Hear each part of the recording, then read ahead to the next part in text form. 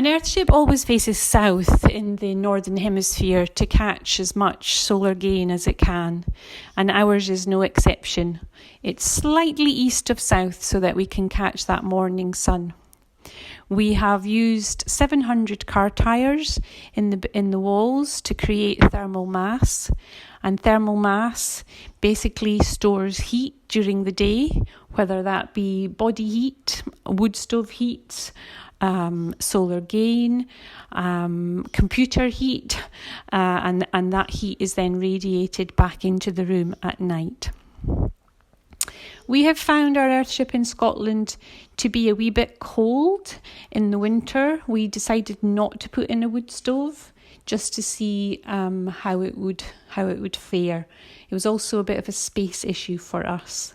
We do, however, have a small heater that the dump load, so that's excess electricity, goes into, and we have used that, and we've also used a little plug-in oil-filled radiator. But sitting still, working at the computer for a few hours in the middle of winter is not as comfortable as we would have liked. However, we have been really happy with many other aspects of the Earthship in our climate. We used a fair amount of recycled materials, kitchen cupboards, doors that were all second-hand. Some places in the building we had to use new timber, for example, these large window frames. But we did use as much reclaimed materials as possible. You can see our finishing glass bottles and the tin cans in the earth plaster interior walls are there to basically reduce the amount of plaster that's used, and we think to give a nice finish. The architect that coined the term Earthship, Michael Reynolds, he claims that if he had to invent the perfect brick for house building, it would be a car tyre. Car tyres are plentiful.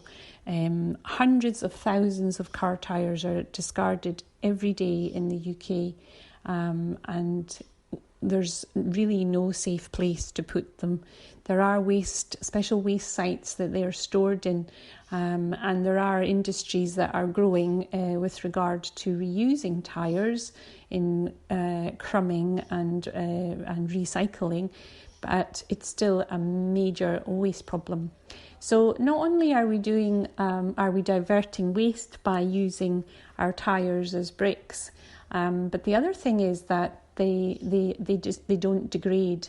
The only way a tyre degrades is if it's exposed to UV sunlight.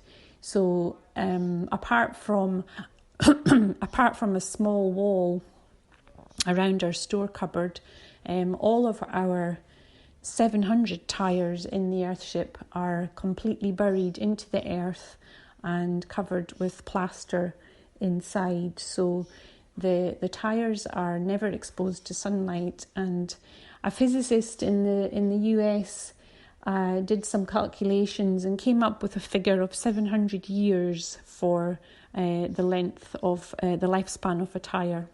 So whether he's right or not, we don't know, but we do know that our tyres are going to last a very long time. And with the volume of earth that's in there, 2 wheelbarrows per tyre, they basically create a lot of mass. Our power system in the Earthship is a hybrid system. We've been extremely lucky with our site.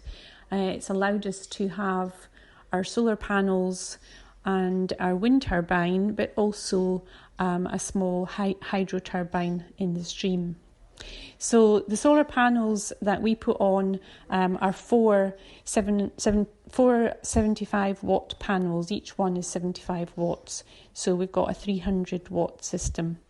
We've also got a 600 watt Proven wind turbine, and we have a small hydro turbine in the stream.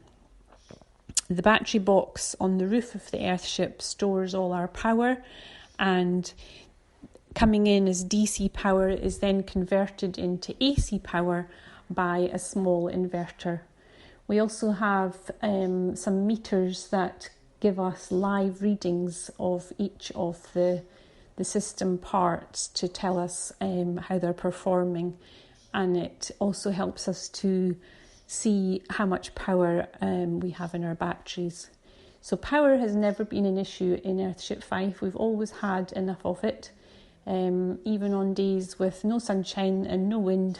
Our little hydro turbine chugs away there 24/7. So for us, it's been a really great system. The water system in the Earthship is pretty ingenious. The water comes in through rain catchment. We have a water tank buried to the side of the roof.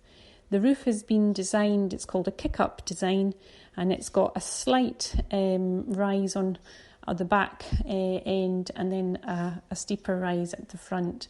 And then there's the channel in between catches the water, and it goes into a chute at the end and trickles in through some pea gravel into the water tank. It then comes into the building, and we use it 4 times. So there's a water organising module with lots of filters, and that enables us to clean our water, to use it in the kitchen sink and in the WC, the little wash hand basin. We also, in a conventional house, if this was being used residentially, you could shower or bath with that water. The water is then classed as grey water, and it goes into what we call the grey waterbed, which is basically a conservatory area with plants. The water then travels from one end of the grey waterbed to the other, and when we flush our toilet, the water is then pumped back in under the floor and used to flush the toilet. Then classed as black water, it is then taken outside, underground, through some pipes and into our sewage system. Our sewage system is basically a sort of desiccated system whereby any waste goes into a small vault, which is above the water table. And then it's a sort of wet dry, so the waste is desiccating over time, and then the small pieces of waste go into the black water bed and feed the plants. So as the toilet is flushed and the waste is wet and then the waste is dry, it's desiccating into small pieces, and eventually it's coming out of the vault, which has small slits in it, and it's feeding the plants. The 2 beds that we have in our black water system, our black water bed system, are lined and contained, so everything is taken up by the plants. So that's our 4 uses of water, and plants are a big part of how to have a successful autonomous water system in an Earthship. Not everyone can build an Earthship. One of the things that people mention is the fact that they take up quite a lot of space, and I guess I have to agree with that to a certain degree. However, if you think about the fact that your grey water bed and your black water bed are effectively greenhouses, some places you can, grow food and have plants, it's a bit like having your garden and your house combined into one. So what we do find is that people come to Earthship Fife and they take away ideas, they take away parts of the building that they can implement. They might put in a black waterbed system, or they might go off-grid with their electricity and have a renewable system. Or it might just be the materials that they've seen here that they like, and they convert to natural paints or reclaim timber. We hope that everyone that's come to Earthship Fife over the years has gone away with some idea which has helped them to have a lighter footprint on the earth.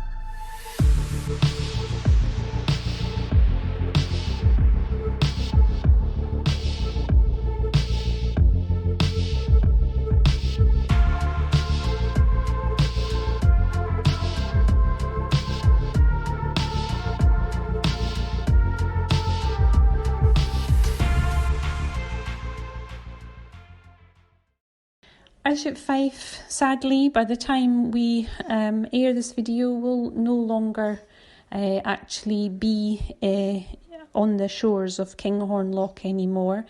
But we hope that this recording has enabled you to feel that you have seen it in some way. And SCI, as a charity, is still here to support people's ideas and dreams, and we have a lot of information that we can share with you. So please do get in touch if you'd like to find out some more. And thank you very much for your time in watching what is our last recorded tour of Earthship Fife. Thank you. So, as young people living in a world full of news of climate change and other changes to the world, how do you feel about Earthship Fife no longer being in Scotland? And why do you think it's important that it was here? Well, I mean, it's just a shame that it has to come down, because it's among all this other stuff that's not so good for climate change. It's good to have this one little kind of spark of hope, and like, yeah, just, it is, I mean, it's a good word to describe it, just hopeful. Maybe not just the building itself, but just, yeah, the idea, the concept of it, to know that there are people out there that would actually put 2 years worth of effort into it and actually, yeah, maintain it. So I think the motive and the concept are still there. It's just a shame that the building itself has to come down. Thank you. So you've been around for a big chunk of the 20 years that, at least 2/3 of that, since the Earthship's been here. What has it given you? Lots of memories, lots of fun memories of being here when there was events and festivals, helping to bring in hundreds of pizzas on the anniversary was an amazing memory. Yeah, lots of memories. I'm very sad to see it all go. I mean, bits of it have gone before. There was an old sort of rabbit warren, where I mean, as a kid I would sort of tunnel and play lots of games in there with friends, and that went a few years ago as well. Yeah, it's just sad to see it all go, all the memories. Yeah. But I guess memories are something you can keep. Yeah, I can keep it, but it's a shame that I know that no other kids will experience memories like that here.